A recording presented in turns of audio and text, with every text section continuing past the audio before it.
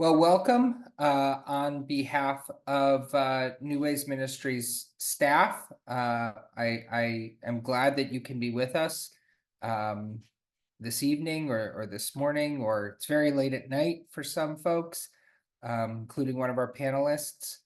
I am Bob Shine, pronounce he, him. I am the Associate Director of New Ways Ministry.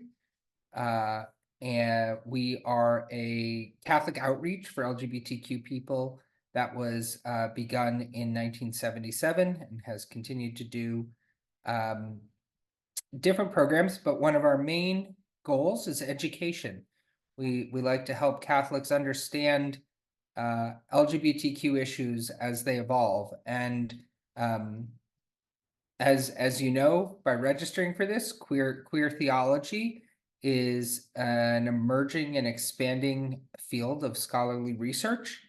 But for those of us outside the academy, maybe we don't know what it is or what its possibilities are for people who are not just theologians. How could it impact the rest of us? So tonight, for Pride, we're here to hopefully give a few more answers to questions like that, and some of the questions that have come in via the registrations and that you can ask now too.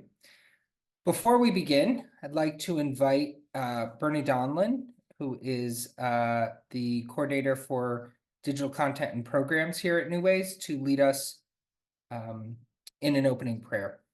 Hi, everyone. Thank you so much for joining us this evening. Creator and sustainer of all things, we thank you for gathering us together. We know that even though we gather in this virtual space, you are present with us. We ask that you bless this discussion and help us to open our minds and our hearts to the wisdom our panelists have to offer us about queer theology. God, we know that we are all created in your image and likeness. At this webinar and throughout Pride Month, help each of us see the dignity in all of your creation. Please be with those who feel that they are not loved, honored, or respected due to their identity. May we uplift ourselves and others lovingly, knowing that we are all your beloved creation. Let what we hear tonight ignite our hearts and move us to live as your disciples in all that we do. In your holy name we pray. Amen. Thank you so much, Bernie. Tonight's conversation will be moderated by Brian Flanagan, who is New Ways Ministries Senior Fellow. He's a theologian who is an expert on synodality. Perhaps you've attended the webinar he did for us a few years ago on spirituality of synodality. He is the former president of the College Theology Society. And for tonight, he is our host. So I will turn it over to Brian, who will tell you a little bit more about what the program will entail and who our speakers are. Thanks, Brian. Thank you, Bob, and good evening, everyone. It's wonderful to have so many people on a Monday evening who want to learn about theology. If we only had that in some of our intro classes in college. It's my great joy to be with some really wonderful theologians tonight who will introduce us in a moment. But what I will point out is that we're having a conversation tonight. So I have some questions that I have about what queer theology is and what difference it can make in our church. I have some questions that some of you submitted to us as you were registering, but there's also options for questions as they occur during this conversation. So if you see at the bottom of your screen, if you're using a laptop or if you're using a phone, it's by clicking one of the other buttons, you see that Q&A feature. You can send a question in if you want to ask if someone can explain a point more, if you want to ask if somebody can elaborate, or if something comes up and brings up more that you want to learn about tonight. But happy Pride. We're doing our Pride event here by thinking about what is this thing called queer theology. And I'm very happy that with me I have three people who are colleagues, who are wonderful theologians working in a whole bunch of fields, who have engaged with queer theology, who I'm also very happy to call friends. So I'm going to be introducing them first, and then we'll get all together on screen. So Dr. Nicolete Burbach is the Social and Environmental Justice Lead at the London Jesuit Centre. Her research focuses upon using Pope Francis's teachings to navigate difficulties in the church's encounter with transness. And Nicolete is coming in from London tonight. So Dr. Burbach is at midnight, not 7:30, where it is on the East Coast. So we're really grateful for her participation this evening. Our second panelist is Dr. Travis LaCouter, who is currently a postdoctoral research fellow at KU, the Catholic University of Leuven, in Belgium, where his research focuses on dissent and normative contestation in the Roman Catholic Church. Dr. LaCouter holds degrees from Oxford University and the College of the Holy Cross, and his writings can be found in Commonweal, U.S. Catholic, the L.A. Review of Books, and most importantly, Bondings 2.0, the New Ways Ministry blog, where we also have found writings by Dr. Burbach, and we also will find writings by our third speaker, Dr. Laurel Potter.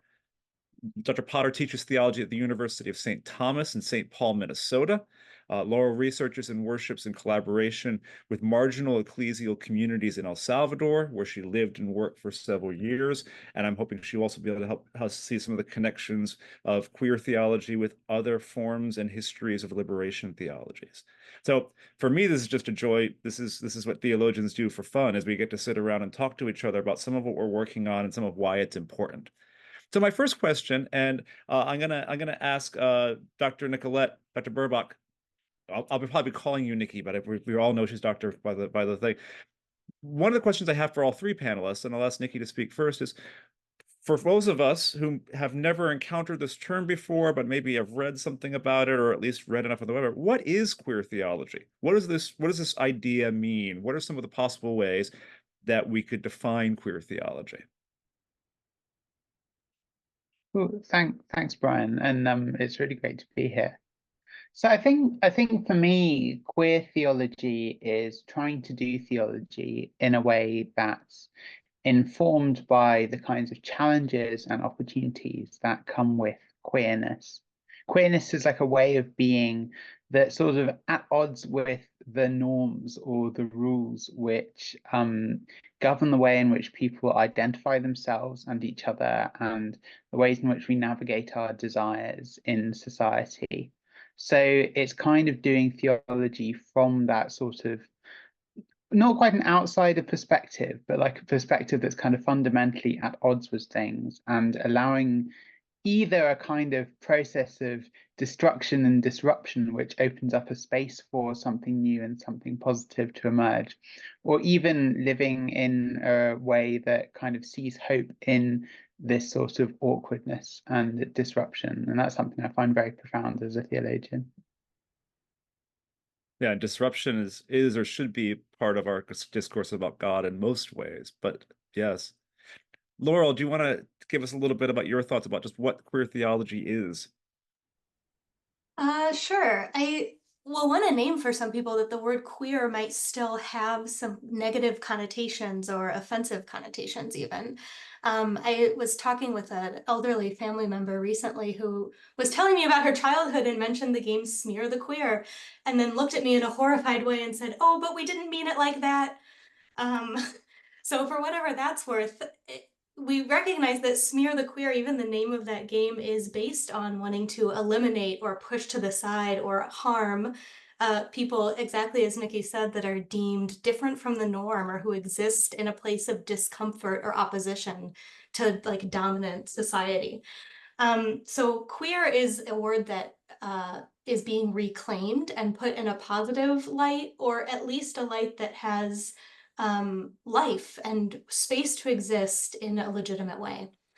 So queer theology, queer can be an umbrella term to include a lot of different LGBTIA+ identities. And it also means the interplay between the academic field of queer theory and theology. So just as like disability theology will reflect on disability theory from a theological perspective, so queer theology tries to take queer theory, the ways that people are theorizing or articulating ideas about gender and sexuality and human expression and embodiment, and think about that from a particular religious tradition or from many religious traditions. So queer theology is a way of doing Christian theology or comparative theology or Muslim theology or whatever field or tradition you're coming from informed by these ways of thinking about human embodiment and sexuality that are emerging from queer theory. Thanks, Laura. And that makes it really interesting. It makes it sound much more, in some ways, traditional, right? Because theology has always said, let's dialogue with this discourse in another part of the culture. So Thomas Aquinas using Aristotle, or Augustine using Plato. And so queer theology is saying, okay, how can we interact with these theorists of queer theory and who are thinking about LGBTQIA plus realities? And how does that help us develop, change our ideas about God and who we are in light of that? Travis, what would you add about what queer theology is? No, that's great. I would echo everything that's been said. I'm show my systematic theologian proclivities and break things into threes here. But I think about what is queer theology, and I suppose there's three answers one could give. One is it's a historical academic discipline, or it's an academic discipline with its own history and lineage, like Laurel was just talking about. A theological engagement with the body of literature and research that we call queer theory, arising out of the work of people like Michel Foucault, Judith Butler, and others. And in that sense, it represents a theological engagement with a stream of intellectual culture that's really been developing in the last certainly 50, 60 years, we could say, but of course has much deeper roots. So it's an academic approach and discipline. It's also an apologetic strategy. There's queer theologians who will see their work as speaking to the church, right? To demonstrate that not only queer people have a place in the church, but that theology can be done in this way, and indeed by such people, right? So in that sense, it represents an attempt to speak the language of the church, which we could think of as theology, with an eye towards the concerns, the life experiences, right, and so on of queer people. And much of what falls under this heading, is unsurprisingly arguing for a greater scope of dignity and a change in attitudes within Christianity towards queer people. And finally, more broadly, perhaps most broadly, queer theology could also be thought of as tapping into something inherent in all theology. And this, I think, is also kind of the specter of this has been raised. So if queer refers to that which is anti-normative, that which goes against what is assumed and received, then there is something in theology, arguably, that is always doing this. Inasmuch as theology is about challenging our received notions of God and what faith in God means for our life, both individually and socially. And so you will have queer theologians who want to make the claim, for instance, that all theology is queer in the sense of this kind of anti-normative or at least critical dialogue with the past. These are three aspects that I think I want to go into as we continue, but that's how I think of queer theology. Oh, thanks, Travis. I want to get this even a little more concrete because some of our listeners maybe took a theology course or two when they were in college. Maybe they know like that Christology is different than studying moral theology, is different than studying Bible. So I want to guess a little bit, and I'll let whoever wants to jump in first answer this. How is queer theory or queer theology interacted with your work? Because the three of you are not doing only work in queer theology. You're doing work in other areas of theology and other questions that we have in our theology. So where are some concrete examples of where this has changed or helped develop the work that you're doing in some of those quote unquote more traditional theological topics? And whoever wants to jump in first, go for it. I'll kick something off here. I mean, I did a doctorate on a old dead white guy theologian, one of the canonical figures of the 20th century in Catholic theology, Hans Urs von Balthasar, and he's an interesting character in a number of ways, but his work has been engaged and not as typically associated with queer theology, I hasten to add. But his work has been engaged by queer theologians in sometimes very, I think, interesting and provocative ways. And so I first came in, I would say, to really studying queer theology in an organized and specific way through interpretive debates to do with a theologian who I was studying in a rather different context. And this, I think, is important for the way queer theology has established itself in the broader Christian Catholic theological discourse by engaging in canonical figures, in evergreen topics, like you say, Brian, Christology, soteriology, eschatology.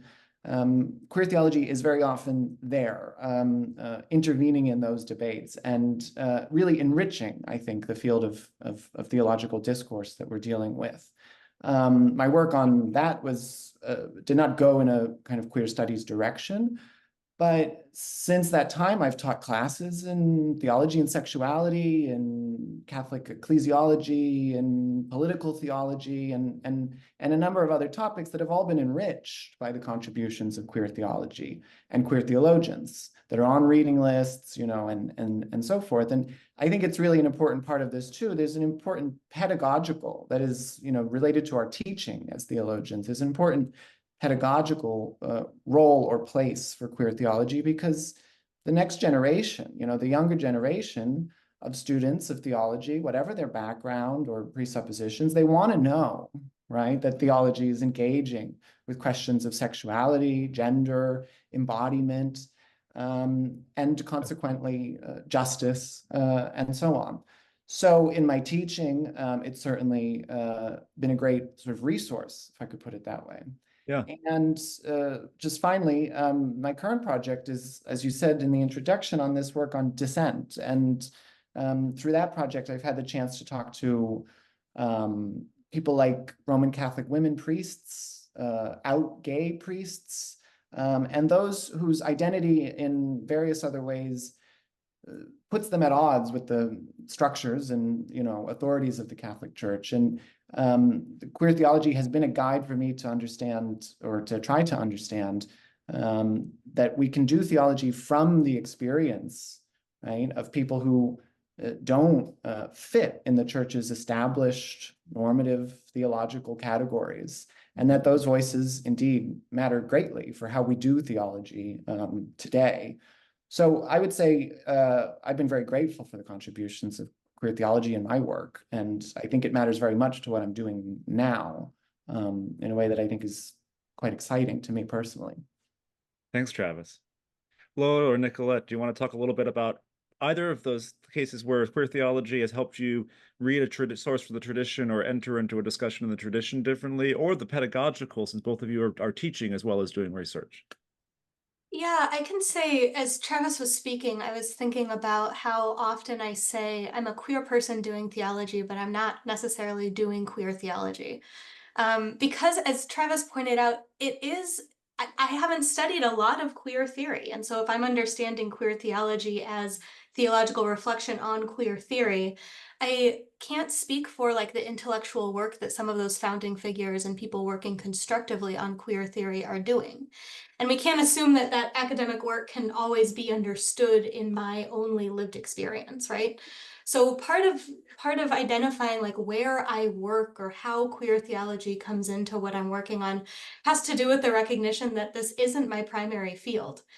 So even I think all of us on this panel identify with that conversation in some way or another, that we're queer people doing theology, but not always or only doing queer theology. The ways that it does run into my work, though, is understanding that when we're talking about topics like liberation or justice or decoloniality, to leave a queer perspective out of that conversation means that we're not understanding those dynamics fully, right? So if we start from a position of thinking about material poverty or politics or racial inequities or identities and ethnicities, and we're leaving out how queerness or how queer experiences flow through all of those different identity factors, we're not going to understand the human dynamics there clearly, and we're not going to be able to draw on this resource of queer spirituality and lived embodiment as children of God in our theological analysis of what's going on. So I find myself increasingly needing to draw on queer theology in order to talk about liberation or decoloniality or justice. It's an essential piece of understanding the whole picture. Thanks, Laura. Could I ask you a follow-up before we go to Nikki? Do you have any like concrete examples of where your engagement with queer theory has helped you learn something in your research or teach something differently than you would have had you not engaged with queer theory or engaged with queer theology? That's a very on-the-spot question, but Yeah, I mean, I do think it's an entry point for my students in a way sometimes that historical takes on liberation theology aren't. So I teach liberation theology to a particular group of students that are interested in theology and the common good here at the University of St. Thomas. And we did Gustavo Gutierrez and Latin America in the 60s, and we kind of went through Oscar Romero and the war and all of that. And we talked about James Cone in the US and God is Black and all of his assertions as a young person doing theological reflection on the Black Panther Party. And they were interested, they followed along, but as soon as we started talking about queer theology and as soon as we started talking about ecofeminisms, that's so much closer to their experience that I think even reflecting on Gutierrez and Cone through the lens of queer theology helped them get what Gutierrez and Cone were talking about. So because Latin America in the 60s or the civil rights movement is a little historically further removed from their experience, they can get the dynamics of liberation and the dynamics of queering or how important an outside perspective is. And that helps them understand these other facets of liberation, which is really pretty exciting. Yeah, I found that too when I was teaching in some ways. That so, this will disappoint some of our viewers, perhaps, that the civil rights movement is sort of ancient history for some of our students. But in some ways, around LGBTQIA plus issues, they're living in this moment where these are some of the most pressing justice issues of our time for many of our students and for many of us as theologians. Nikki, would you care to chime in about sort of how this fits with your theological interests and work? Sure. So, I mean, it's kind of a source that I keep coming back to. Some of you may have seen a documentary called Paris is Burning, which is about what's known as the ball scene in New York in the 70s and 80s. These are basically like drag balls, which had a variety of sort of drag-based competitions that marginalized queer people would take part in. People really living on the margins of society, living in poverty and exclusion. And one of the scenes in this documentary shows one of the categories where people dress up as like aspirational things, like a doctor or a lawyer or a CEO. And one of the behind this is that you can live out this kind of fantasy, and people be like, "Oh yeah, lawyer." And I think that what this illustrates is that queer people often live in a way where you can't take for granted a lot of like the possibilities or assumptions that normally like are seen as there for people. So, you know, you're probably not going to get to be a doctor or a CEO. And it means that queer people have historically had to sorry, are you able to hear what I'm saying? We are People now. do There's a little bit of a bump, but keep going. briefly. No? Are you frozen again? Okay. Are we good? We're good for now. Do your best. We'll move on Okay, if cool. we I'll get just totally talk really stuck. quickly. No, I won't. But basically, queer people have had to negotiate their place in the world and the kinds of hopes and the kinds of desires that they've had filling, and having to navigate a lot of ambivalent feelings about the stuff that we're taught are good and necessary for life and things like that.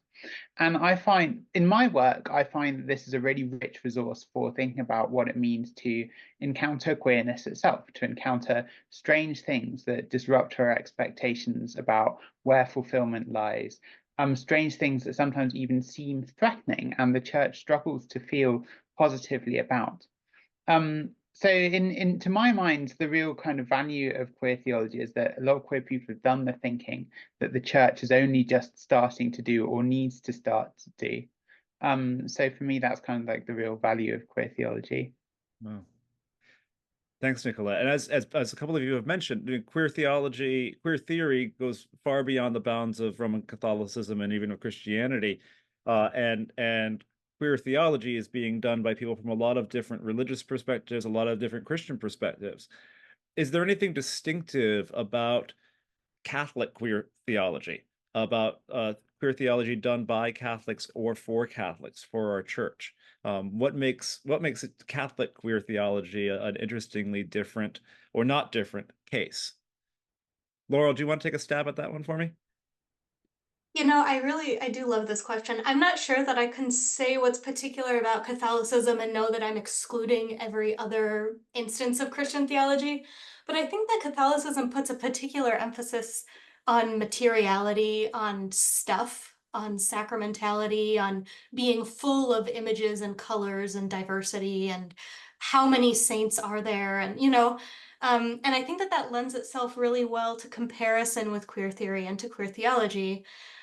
Because of the importance that queer theology takes in the body and the diversity of experiences that we have in our bodies, and that none of those are the human experience, and then there's these other derivative kinds of human experience, but that everyone's embodied expression of gender and sexuality, among other facets of our human identity, are all fully human.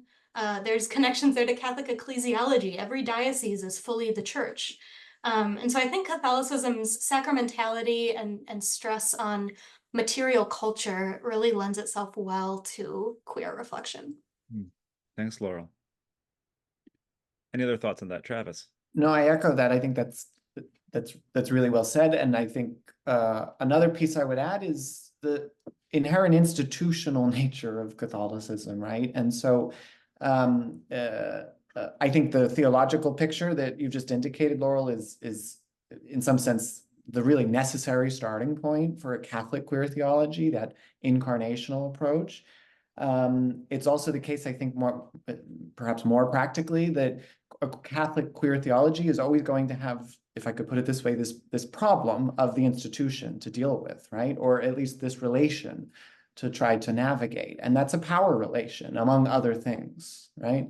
And so that's going to play out in, the way queer theologians relate to Vatican departments and papal statements and the Synod on Synodality. And so there's all these institutional mechanisms and levels of teaching, right, that are at play in the particularly Catholic approach. And I think that in some ways funnels, the energy of a Catholic queer theology in some helpful ways, and in other ways it directs the attention, especially if one is engaged in what I was calling before that kind of apologetic form of queer theology, where the idea is to make more space than there is in the institution currently for queer experiences, queer lives.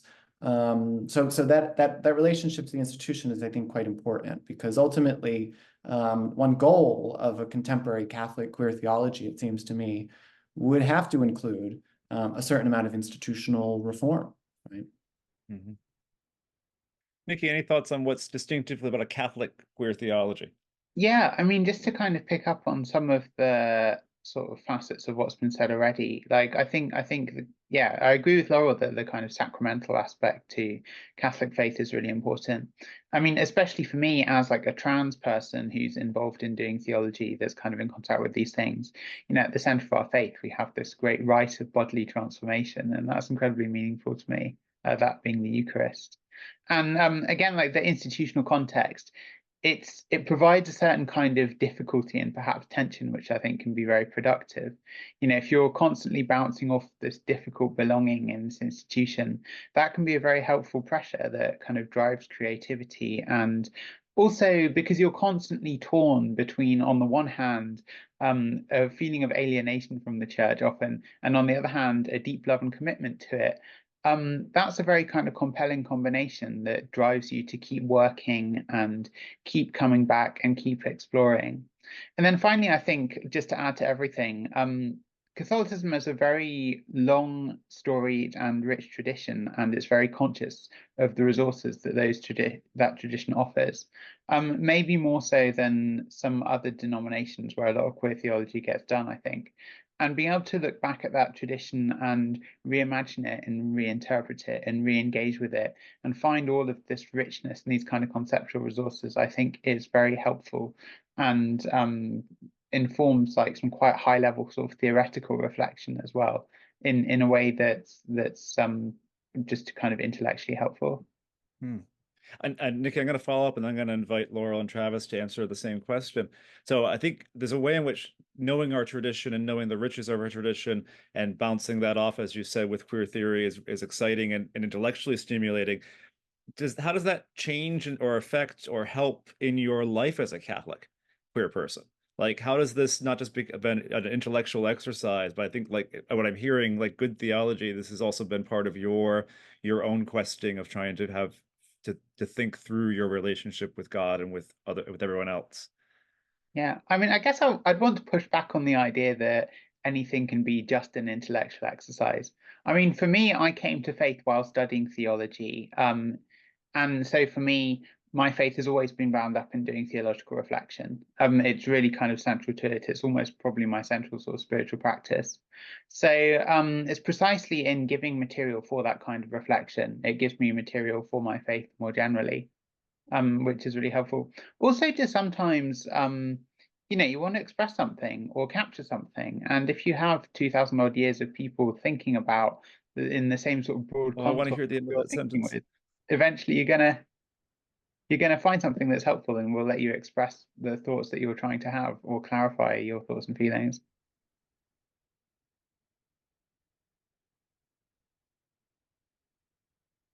Thanks, Nikki. And of course, my screen is now freezing, for which I apologize. Laurel or Travis, do you want to chime in maybe a little bit of how does this part of your own life as a Catholic or your own spiritual life?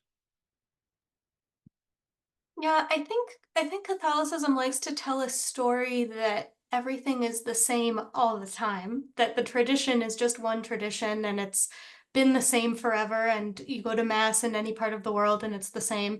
And of course, that's not true. And I think what queer theology helps me value more for myself is that diversity doesn't have to be a problem or a challenge. It can be a gift and something that helps us understand reality better, see truth and beauty and goodness in the multifaceted way that it actually exists.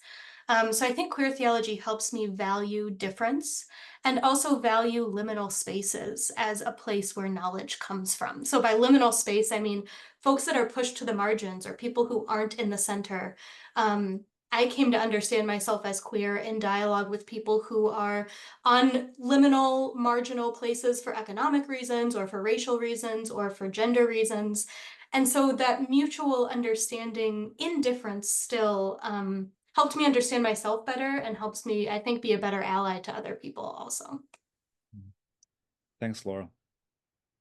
I would add at this question, I think, well, so I'm a cradle Catholic, and I had, I think, a very close attachment to the church growing up, and as one does at that age, a rather uncritical approach or attachment to the church. And, you know, as I grew up and as I learned about myself, you want to know that your tradition, your church, means something to you, can speak to you. There's a gay priest theologian, James Allison, who I've learned a great deal from, who calls theology a matter of survival for him. Right? And there's something of that I identify with, is that if Catholicism was going to continue to mean anything, it had to be able to speak to this aspect of my identity and my experience in the world. And as Laurel says, of the people who were influencing me and who I was learning from and in community with, right? And I really think this is what led me personally, both what led me deeper into the study of queer theology, but what also I find, you know, a great source of comfort or solace in it is that it is a way of entering into the church's own dialogue in a way on the church's own terms, if by that we mean having the same conversation that theology has tried to have over its long history. And, you know, I think it's sometimes as simple as that. We need to be able to see a form of speech, a version of the discourse that resonates, because I really think all theology that matters has to come from that first person perspective. And this is the first person's perspective that I bring to my theology, right? Yeah. So it's a question of the credibility, right, and the coherence of theological speech as such. Because if God wants to know us as thinking, embodied creatures, then we can't be entering into that dialogue, you know, hiding important parts of who we are. Mm-hmm. Yeah, that's well said. I want to remind everyone who's listening that there is that Q&A function where you can add questions if this is sparking a reaction, a comment, something you want to know more about. Feel free to chime in and use that so I can bring some of those questions into our conversation. And one thing I can imagine that some of our listeners, some of our viewers are thinking is, okay, this sounds great that these professors are doing their theology and they're writing about this stuff. What does it do for me? What does it do in a church where we have lots of anti-LGBTQ policies, especially most recently, lots of anti-trans activity, statements from the Vatican about trans people and their lives that are not based on what we know from our trans friends' experiences. What good does doing queer theology, doing this very theoretical in some ways activity, do for the church as a whole, do for some organization like New Ways Ministries works for LGBTQ justice, and some of the people on our call who are doing that in their own ways in parishes and institutions and in dioceses? Anyone want to jump us off on that one of what difference does all this make? Laurel, go ahead. I mean, one thing that I'll just say to start us off maybe is that theology is such a small piece of the pie. Theology is not like the top version of activism. Theology at best can like contribute something small to our different activist movements. And I don't think that any of us on this panel excuse ourselves from activist or apologetic work just because we're also thinking about this sometimes, right? So I consider myself to be a companion of different activist maybe is a word, or inclusion efforts in church spaces or in society in general. My hope is that work in queer theology can inspire and encourage that kind of work, or it can kind of help at the end summarize or document what's happening. And there's some questions here about like how to incorporate this in high school in like a sacraments or liturgy class. And I don't know that undergraduate teaching is that different than high school teaching. And one way in, I think, is some of the themes of queer theology that we've already touched on: embodiment, diversity in the tradition. Anytime that we can upend students' assumptions or show them that Catholic liturgy doesn't always look like X, Y, and Z, or sacraments were celebrated in all of these crazy different ways for so long. Anytime we can kind of break open and multiply the ways that we understand the word Catholic or what the tradition means, I think that's helpful, fruitful, like tilling of the mind ground for students to later be able to talk about queer theory and queer theology too. I also think it's important to remember that although we want to change the world and we need to change the church, we're also called to be more than activists. You know, you were created to contemplate the mysteries of the divine and to have a spiritual relationship with God.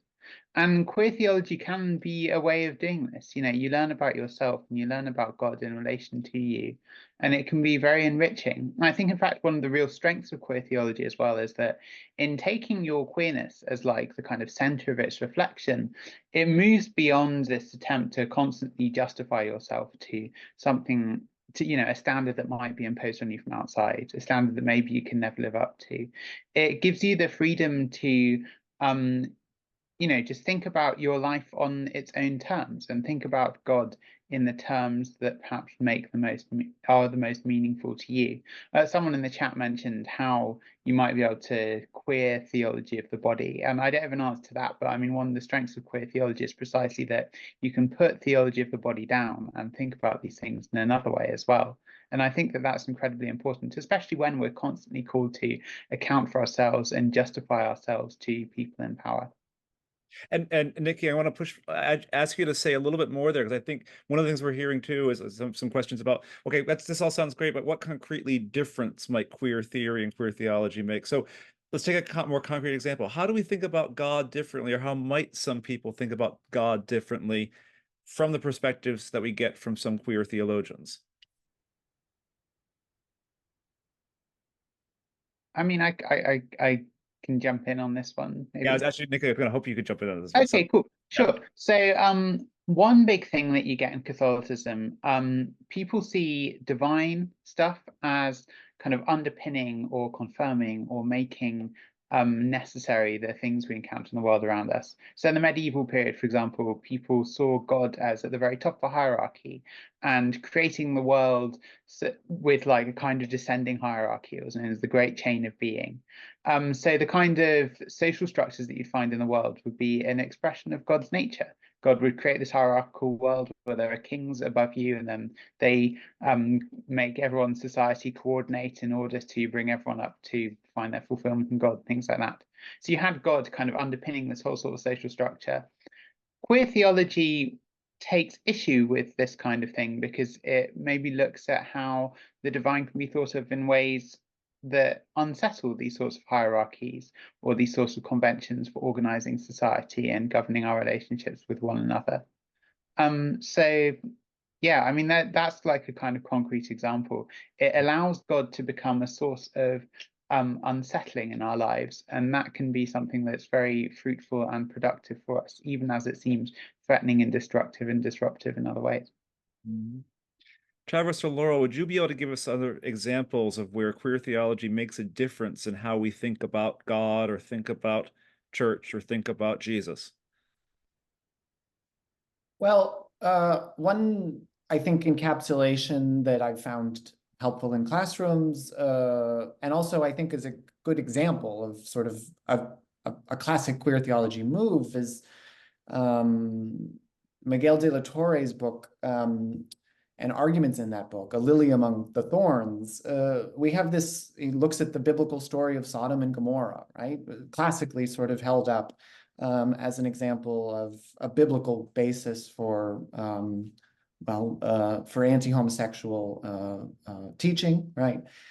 Because it was contended for a long time, more or less formal levels of theological teaching, that the sin of Sodom was homosexuality, right? That what God saw in Sodom was homosexual activity, and this is why God needed to destroy the cities. And De La Torre looks at this and says, you know, through careful rereading of scripture and the texts and the reception history, that an argument can very well be made. In fact, a stronger argument can be made that the offensive sin of Sodom was a lack of hospitality to the stranger, right? So the angels come to Sodom under the guise of humans, and they are turned away, right?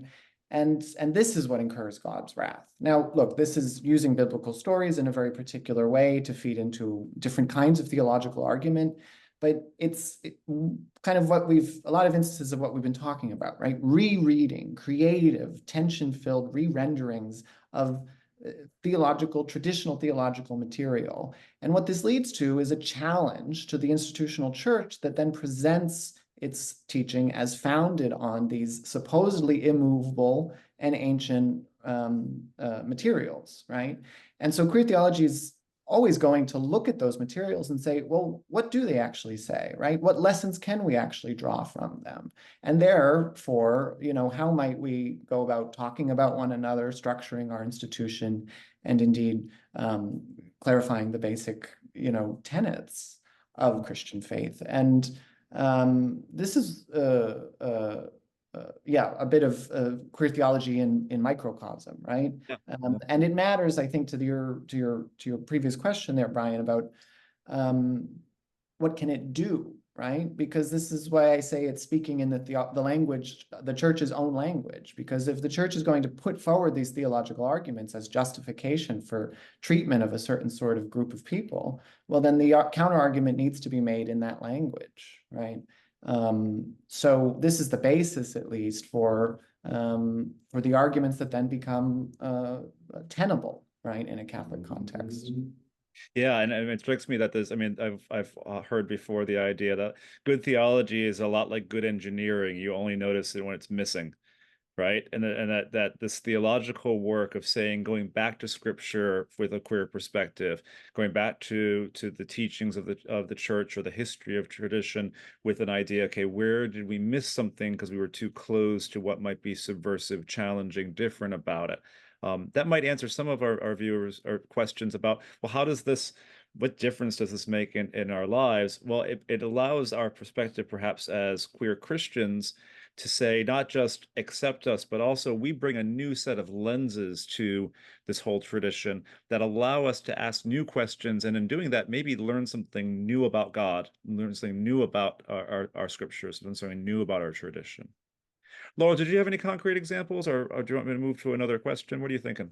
The one I was thinking of is this insight coming from queer theology, and I'm thinking of if you have access to the journal Concilium, there was a number of Concilium in 2021, I want to say, on queer theology, and it's a lot of short, some very accessible essays on contemporary perspectives on queer theology. So I'll recommend that as a resource if folks are interested. But there's an essay in there by, I think, Carmen Margarita Sanchez de Leon, who is a Puerto Rican, Mexican, lesbian priest of the Metropolitan Community Church with many strong Catholic roots. And she talks about how many bodies Jesus has, right? So Jesus is born as a baby in a manger, and then in the transfiguration, Jesus's body changes somehow. And then in the resurrection, Jesus's body changes somehow. And then after the ascension, Jesus's body is now the church, which is actually many bodies of all gender expression. And so thinking about like, what is the body of Christ? What is this body that Christians ascribe divinity to?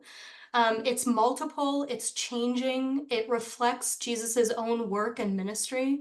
The queer perspective on Jesus's body in all of its different manifestations in our history has been a fruitful place for the reflection of queer theology also.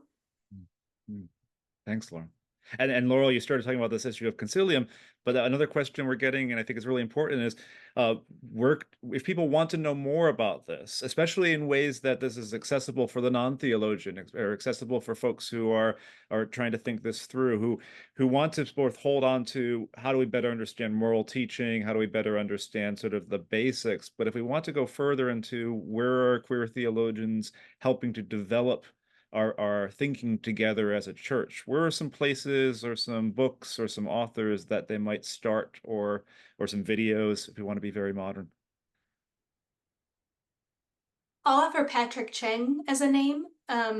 He serves as an Episcopal priest and studied at Union Theological Seminary with James Cone, if you're familiar with the tradition of liberation theology, and has several books coming kind of from this queer theology perspective. One is called Rainbow Theology and thinks about queer identities and racial identities and the overlap of like ethnic groups and queer identity and what that looks like. So I'll recommend Patrick Cheng. Yeah, I think it's an abundance of riches, but some touchstones for me. I mentioned James Allison. I really do think that's a wonderful source and geared. I mean, he writes the academic theology, but there's a lot of more popular stuff that you can find, sermons and short pieces and things like that. Marcella Althaus Reed is a name we should mention, who really kicks off academic queer theology in a real way with a book in 2000, the Indecent Theology. Marcella Althaus Reed has sadly passed, so I saw someone in the questions asking if there's a queer theologian whom we can ask for intercession, and I would make a habit of praying to Marcella whenever you can. But I think a very good treatment there. And Mark Jordan, Mark D. Jordan is an excellent source. Again, this is kind of classic stuff in the field, but history of Catholicism and homosexuality. I think one of the exciting things about queer theology is that even the academic sources often do seem quite accessible and sometimes relevant to the sort of more boots on the ground questions that people may have. So I would say people like James Allison, Lynn Marie Tonstad at Yale has a, I think, very good sort of primer named Queer Theology, short little book that's geared towards undergraduates, but that anyone can pick up. So there's a lot of resources, and maybe we can I'll put that in the chat or something towards the end. I don't know. Yeah. Nikki, any favorites?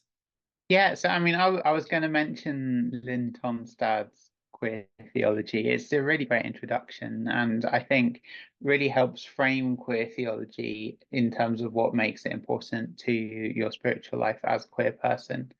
I also really like a collection edited by Nicholas Panotto called Indecent Theologians, which builds on the work of Marcella Aushaus-Reed in a very accessible way, and a way that really brings queer theology into contact with kind of post-colonial theology, and shows how it interfaces with a lot of kind of other issues in the world. I mean, if Aushaus-Reed is one of the kind of founding figures of queer theology, she's working in an explicitly kind of post-colonial way. So that kind of post-colonial stuff is really important for queer theology and has been there since its inception. And Indecent Theologians kind of continues to explore this. You all missed one very obvious source, which is Bondings 2.0, the blog of New Ways Ministry, which many of you have subscribed to. That we, if you've been reading recently, so Laurel had an essay today, review summarizing a book from Latin America, written in Spanish, about Mysterium Liberationis Queer. We're trying to bring some of these voices in. We have for decades now, of folks who are on kind of the front lines, and also asking, how can we as theologians like myself and my colleagues here, but how can we as New Ways Ministry, as a place that's trying to educate, keep bringing these voices to other people? And so tonight was one small exercise in that. I'm excited that so many people have stuck around.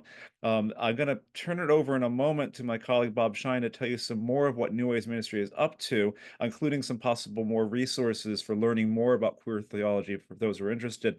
But I can't stop by without thanking our three panelists tonight for sharing their wisdom, but also sharing some more of themselves, right? Part of the joy of queer theology is vulnerability, is being in public and being there as a whole body and a whole person in the way one does one's theology.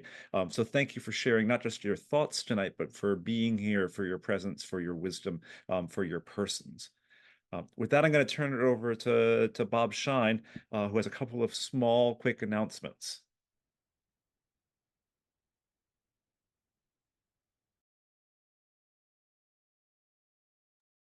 Well, thank you, Nikki, Laurel, Travis, and of course, Brian, for a conversation that has left me thinking about a lot of things. I'm sure many folks, based on at least the questions we're getting, this has left perhaps most of us with more questions than answers, including about, where do we go, and what does this mean, and what does that mean? At least in my understanding, more questions than answers is probably a thing very consistent with queer theology. So in that vein, in the next few days, we will be sending an email to everyone who registered. First of all, there'll be a recording of this if you want to go back to a certain part of it, or rewatch certain parts, or share it with others. But we're also going to be sending a small reading list that we'll have compiled that will give you some of the names that were mentioned tonight by the panelists, and maybe a few other resources that you might be able to use if you're interested in either learning more or how to incorporate this into some of the catechetical work you're doing, or formation, all those things. So that should be coming in about 2-3 days. Keep an eye out for it. As Brian said, we also have Bondings 2.0, New Ways Ministry's online journal, which is on our website, newwaysministry.org.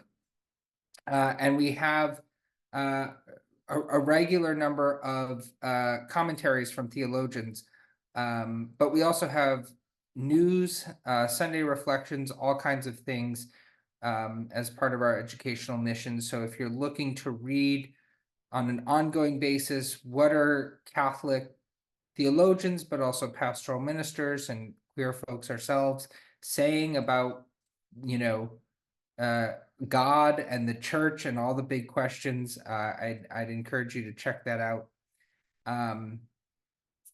And the last thing is a quick appeal.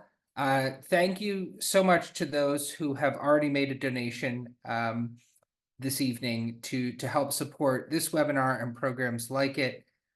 New Ways Ministry has been around for 47 years, in large part because of the wonderful Catholics who have provided us immense help in many ways, including financial support. So if you're able to do so and would like to do so to help support future educational programs, webinars, workshops, all the different things we do, I'd invite you to make a donation at www.newwaysministry.org/donate.